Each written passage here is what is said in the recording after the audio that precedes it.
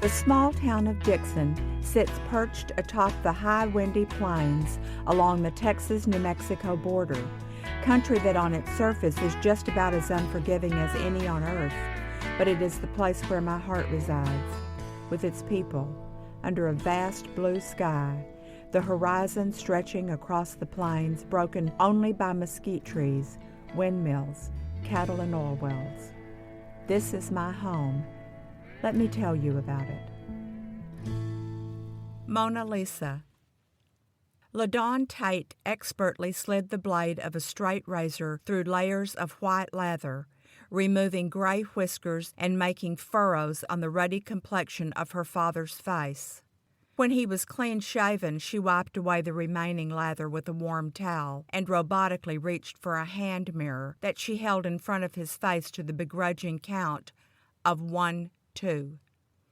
His gaze remained fixed, giving no indication that the reflection in the mirror, the dead eyes, the permanently set scowl, belonged to anyone he recognized. She set the mirror on the table alongside the razor and towel, stepped behind her father, and spun the chair that held his motionless body. She pushed it out the door of his bedroom and into the hallway, that she would follow the long distance to the front of the house. A floor-length mirror, gilt-framed, stood against the wall opposite the doorway of the bedroom.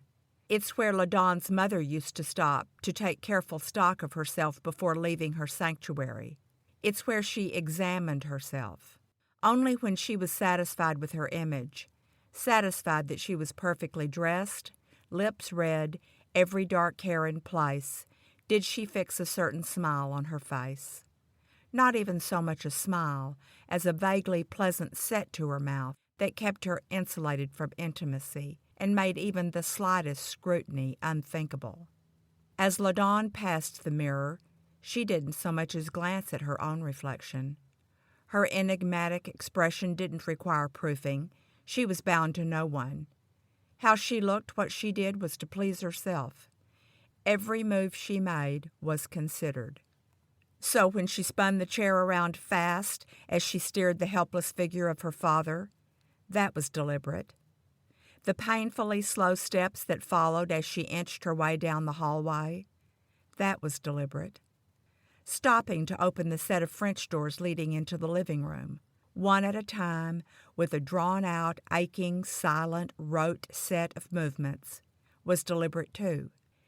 Inside the cavernous living room, she stopped to make slight, unnecessary adjustments to the many objets d'art on the way to the ultimate destination, the dining room, where she abruptly handed off her charge. Spinning the chair into place at the head of a polished mahogany table, LaDawn turned her burden over to the duty-bound hands of another. Soledad Nunez hurried in from the kitchen, the aroma of chilies, tomatoes, and warm tortillas rising from a plate of huevos rancheros she set in front of Vernon Tate. A heavy set of drapes covered floor-to-ceiling windows, blocking out the light, just as heavy resentment blocked any joy from Soledad Nunez's heart. She hid her contempt and chirped to him as she opened the drapes. "Mira, Senor Tate, look what a beautiful day we have, no?" And sunlight came streaming through the thick-paned windows, bringing heat into the cold room, but not warmth. Nothing could bring warmth into this house. Vernon shifted his eyes for the first time and focused on a pump jack situated oddly close to the house. The behemoth rocked loudly and incessantly night and day, pumping crude oil out of the ground and money into the fat bank accounts and well-filled coffers of the Tate fortune. Soledad reached for a silver coffee pot, and by the time the dark stream of coffee had filled the china cup, LaDawn had disappeared through the front door of the house. It would be evening before she returned, long after Soledad had spent her day catering to her employer's every need and seeing to it that he was in bed for the night. It was the routine that had been repeated daily for the last 20 years. LaDawn trod over the front lawn, ignoring stepping stones that had been placed there long ago. As a child, she had obediently jumped from one to the next, careful never to let her small feet trample a single blade of the thick green grass. She strode past the rose garden her mother had painstakingly planted years before. Before selecting a new rose variety, Eloise Tate studied it thoroughly. Then she cultivated, tended, pruned, fed, and nurtured her prize plants with an obsessive care and attention she never gave to her child. When LaDawn was little, as a way to be close to her mother, she made it her practice to follow Eloise when she tended the roses, sticking close to her side, absorbing every bit of redundant minutiae Eloise recited about the roses. By the time she was in elementary school, LaDawn could identify every variety in the garden, recite the provenances, recount the stories of their namesakes, describe the roles the revered plants had played throughout history. She conducted tours for imaginary friends, winding her way through the precise rows of plants, reciting a monotonous spiel similar to the one she heard with dulling repetition from her mother. It filled some of the hours of her lonely days. "Here we have the Queen Elizabeth," she would tell her pretend audience, as officiously as a 7-year-old could. "A pink grandiflora developed in the U.S. in 1954. And here's another pink variety, developed in 1943 during the war. It's named after America's First Lady of Radio, Mary Margaret McBride.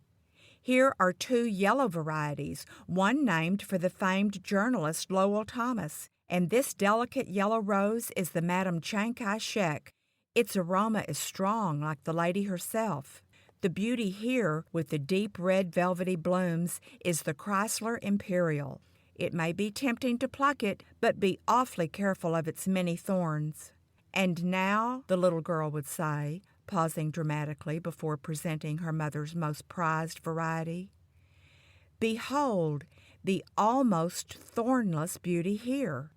Developed in 1952 from the Peace Rose, it's a favorite of Elizabeth Taylor because its true lavender blooms match her eyes.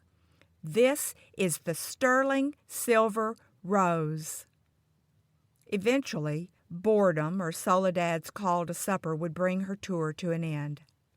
Ironically, the lonely, imaginative child did not realize she and the roses shared common traits: beauty and the stubborn strength it took to survive their harsh environments. There had been one day, though, if she had been old enough, had enough foresight and perspective to see it, she might have made the comparison. One lonely afternoon when she wandered into her mother's garden. A breeze caught the sweet, distinctive fragrance of the roses and filled the air with perfume. LaDawn felt almost dizzy. It was growing close to dusk. Eloise Tate was inside and already well into the crystal decanter of liquor she kept in her room. The particular fragrance of her mother's sterling silver roses drew LaDawn to the bushes covered in lavender splendor. A hatred welled up in her. She snapped off one of the blooms, the most perfect one, the one her mother had rhapsodized over earlier that afternoon, and holding it tightly, ran off with it to the barn. LaDawn sat down on the layer of hay that lined a horse stall and leaned against the cinder block wall. Twister, her big sorrel gelding, was eating hay. The rhythmic sound of his chewing was hypnotic. He eyed her with his huge horse eyes and sent a waft of warm air from his nostrils toward her face. She looked down at the rose she held between her fingers. She envied it. She admired it and despised it. She held it captive, and she intended to destroy it. She began to describe it aloud to the unconcerned horse, and as he picked up big mouthfuls of hay with his velvety soft mouth, continued his contented rhythmic chewing, she painstakingly plucked each petal from the rose. They clung stubbornly, but she pulled at their foundation until the deceivingly fragile petals gave way to her small, determined fingers. She examined each one, put them to her nose, inhaled the aroma. She tasted them, caressed them between her fingers. then let them fall onto the floor of the stall, where she crushed and ground them into lavender smudges with the heel of her shoe. A sense of satisfaction washed over the little girl, and she was lost in it. It was the unexpected sound of Soledad's voice, loud and urgent, that startled her back to herself. She bolted out of the barn and back to the big house. She raced through the kitchen entrance and saw, to her horror, her mother standing in the middle of the room, her carefully managed lips curled in rage. How could she have known what LaDawn had done? Did she know? LaDawn knew she knew, somehow sensed that her precious Rose had been plucked, abused, destroyed. Soledad looked at the little girl and subtly cocked her head toward the dining room and away. LaDawn took off running all the way to her bedroom, and even at 6 p.m. she didn't dare leave her room when she smelled Soledad's roast beef. It was earlier than normal when she heard the heavy door to her mother's room close. She could hear Soledad getting her mother to bed. Then she heard her father spew a familiar assault. "You're a drunk, Eloise, getting old before your time. I don't know why I ever married you." It was that night, the night of the rose, the night of her mother's rage and drunkenness, the night she'd gone to bed lonely and hungry. It was that night her father came into her room for the first time. She was 7. As LaDawn made her exit from the house that morning so many years later, she intended to make this particular day, her 35th birthday, special by not changing one single thing about her daily routine. She took the path lined with pecan trees that led to the barn and corral. Another big sorrel gelding stood in Twister's place. He pumped his head and nickered when he saw her. His big eyes followed her until she reached the corral. "Ven a mí, mi hermoso caballo," she said, stretching out her hand and offering him a cube of sugar. She climbed up and over the rails and jumped into the soft dirt, landing next to him. She took his head in her arms and began a long conversation with the only living thing on earth she loved. "Tu solo tu," she whispered into his ear. Hector Nunez was struggling to lift a bale of hay. It was more than a physical struggle. It was a mental struggle to do the work he'd done his whole life. Accepting limitations was not in his makeup. He dropped the bale onto the bed of his pickup, sending dust and straw into the air, then stopped to take shallow breaths, trying to replenish lungs that, according to those goddamn doctors, were failing him.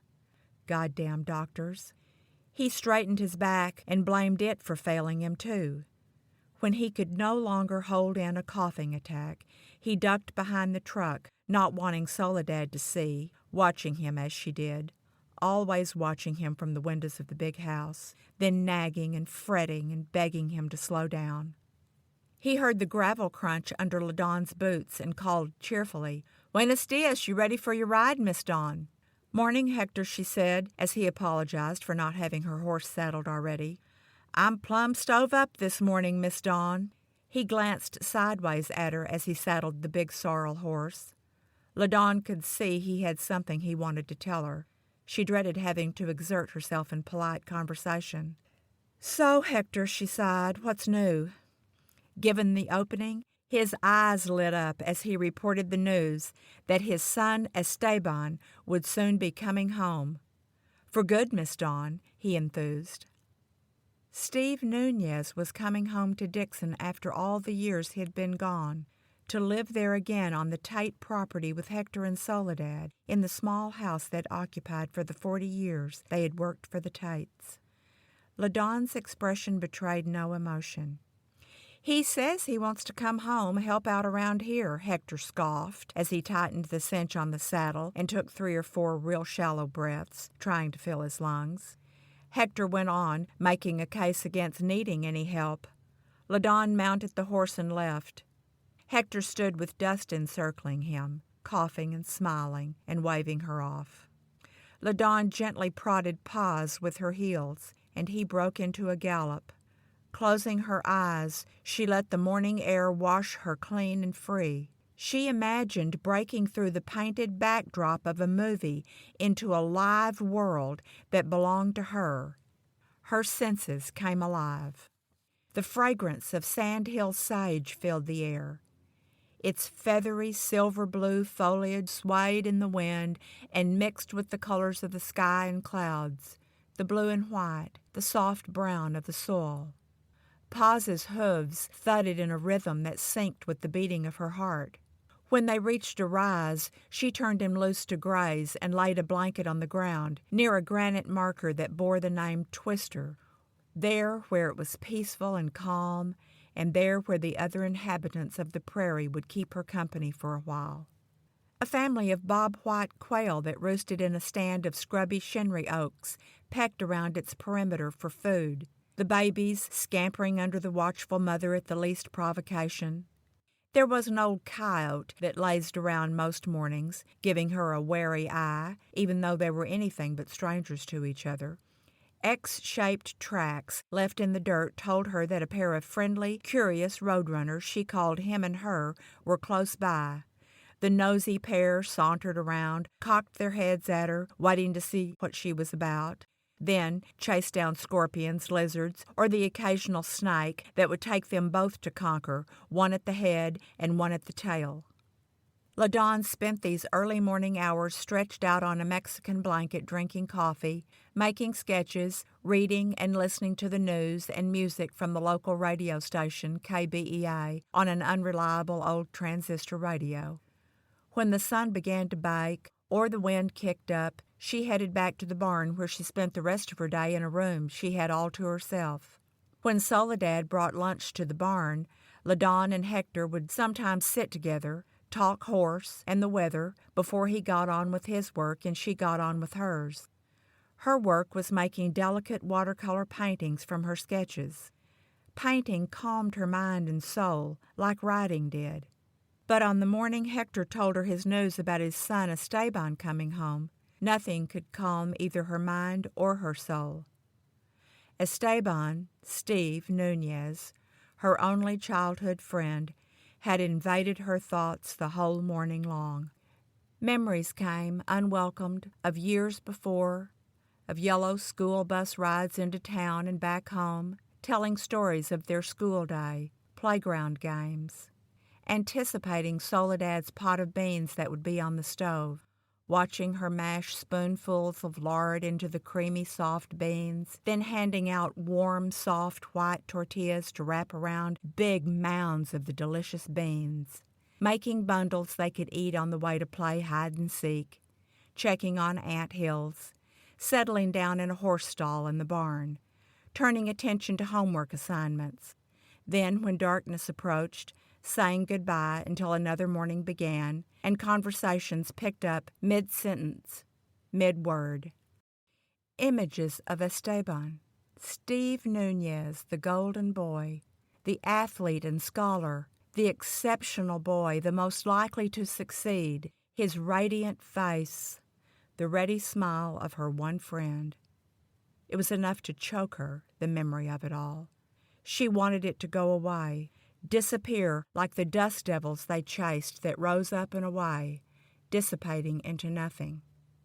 LaDawn brusquely turned Paz over to Hector and stumbled to her car. She tore away fast, past the pecan trees, blurring the straight lines they formed from the barn to the house and out to the highway, filling the air with roiling dust, the sound of gravel grinding, gears whining, radio blaring, and fishtailed onto the highway and toward town.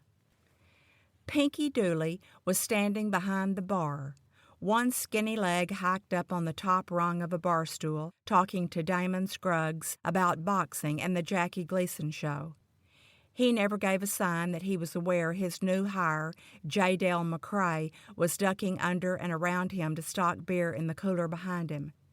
It wasn't like him to be disrespectful to anyone, especially a woman, but he had no regard for this woman, J. Dale McCrae.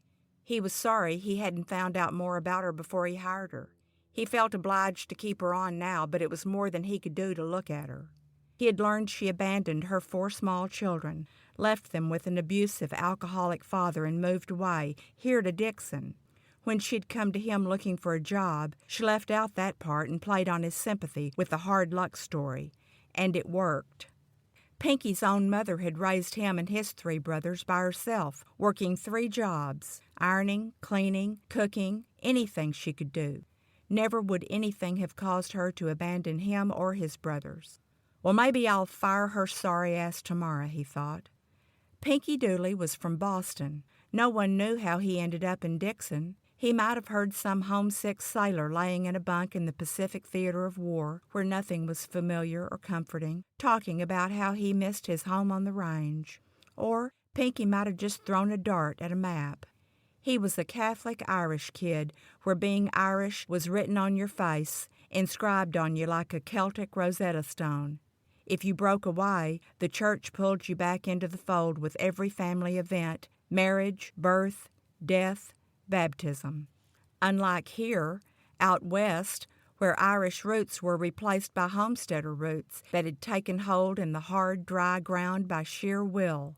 Sentimental yearnings for the old sod were long gone, but whatever it was that brought him to Dixon, it was home to him now. He bought the Sundown Lounge on South Main Street in 1947, right after the war. Pinky called it a cocktail lounge, and it benefited from the distinction. It was the best bar in town, and Pinky Dooley was the reason. If a good bartender is like a good therapist, then Pinky was that. "Why, old Pinky'd give you the shirt off his back," old-timers said. Yeah, I think an awful lot of old Pinky. The Sundown Lounge was more than a business to Pinky, but he did make it his business to be a good friend, and more importantly, to keep the secrets his patrons regularly shared with him. Pinky was discreet, and above all else, he was loyal. LaDawn pushed open the door, and a shaft of bright sunlight streamed into the dark interior of the Sundown Lounge. She headed to the bar. Before her bottom hit the bar stool, Pinky had plucked a napkin from a stack and set a glass on the bar. LaDawn flicked out the cocktail straw, took a long drink, and slid dollar bills across the bar. Pinky opened the cash register and took out a roll of quarters. Without even looking her way, Pinky pushed the roll in the direction of J. Dell, the sweaty new hire, along with brusque instructions to keep the jukebox fed for Miss Tate. Then he turned his attention toward LaDawn. The new hire dropped the crate and took up the new task of tending the jukebox. She had instincts, if not intelligence, and switched her priorities accordingly. She scurried in the dark bar to the jukebox. She was wearing worn-out shoes and tripped on a loose sole. On her miserable way back to the bar, she knocked over a chair.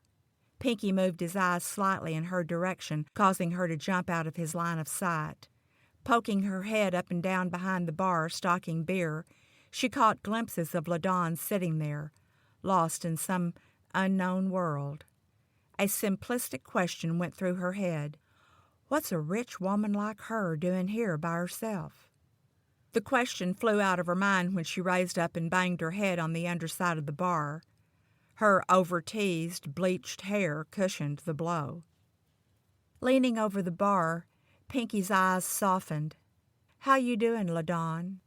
She answered by taking another long drink, closing her eyes and swaying along gently to Nat King Cole's singing. "Are you warm? Are you real, Mona Lisa? Or just a cold and lonely, lovely work of art?" Pinky knew when to leave LaDawn alone with herself, and he knew when she came in that afternoon that by closing time she'd be in no shape. He'd drive her home and deposit her into Soledad's care. Soledad would shake her head in sadness as she repeated the same words she had spoken to LaDawn's mother when she helped her to bed. "There now, Miss Dawn, hold on to me before you fall." The next morning, LaDawn was in one of her black moods. Even her father's dead eyes took notice and widened when the straight razor traced the length of his cheek and down his neck. She and Paz stayed out for hours that day. Hector was about to send one of the hands to look for her just before she came in. "Oh, Miss Dawn," he started before she cut him off. "Take him," she said, handing Hector Paz's reins, "and give him extra oats." From the front window of the small Nunez house, Steve Nunez watched LaDawn. She knew. She could feel her old friend's gaze. She headed toward the big house. Within the hour, she was at the sundown lounge again. Pinky eyed LaDawn and ventured offhandedly, "Steve dropped in to see me on his way out to the house." She lit a cigarette and smoke formed a curtain around her face. Pinky went on, "Said he was staying. I guess Hector's in pretty bad shape these days and they need him around." Steve Nunez had been away from Dixon for 20 years, since before the night of Vernon Tate's stroke, the night of LaDawn's 15th birthday. Steve Nunez, LaDawn's only real friend, had left Dixon, was gone by the time Eloise Tate put a pistol in her mouth and pulled the trigger. Eloise Tate had found her almost 15-year-old daughter bleeding from a miscarriage, and she knew. She'd always known. The guilt belonged to Eloise as much as it belonged to Vernon. But for Eloise, it was easier to shut it out.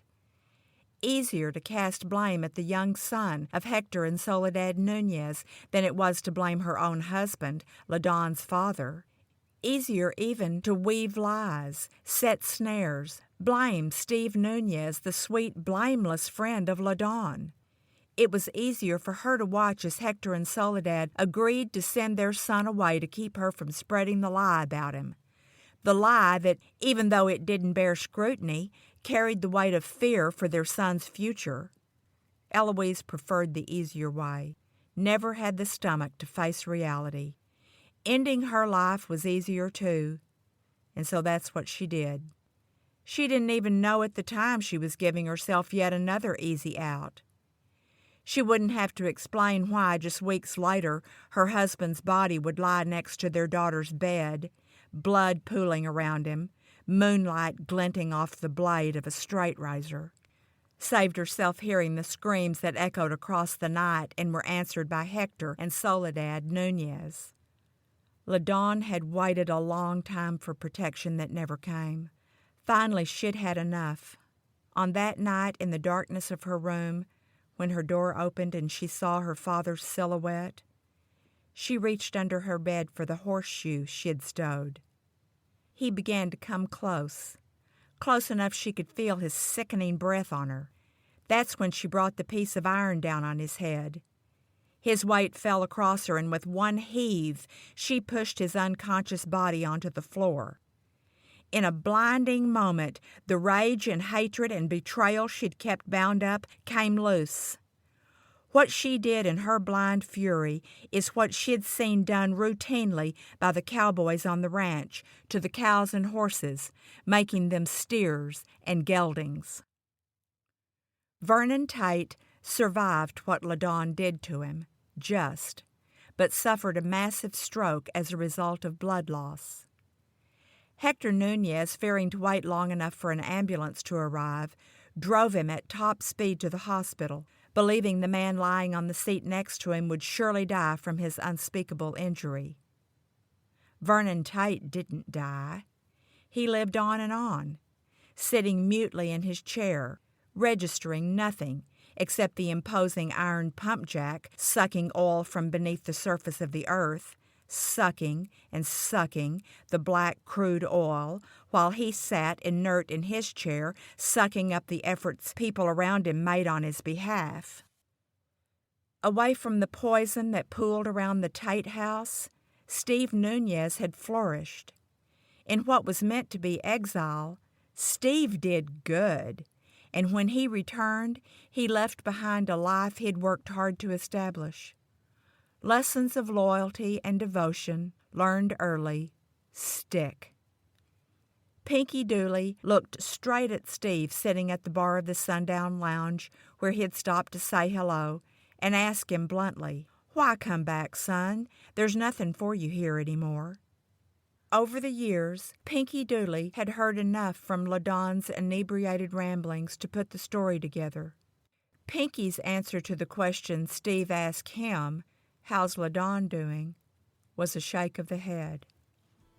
LaDawn had Paz, the only thing she loved, and Pinky gave her what he could, a safe place when she wanted it, a place where she could close her eyes, listen to the jukebox, play and play and play.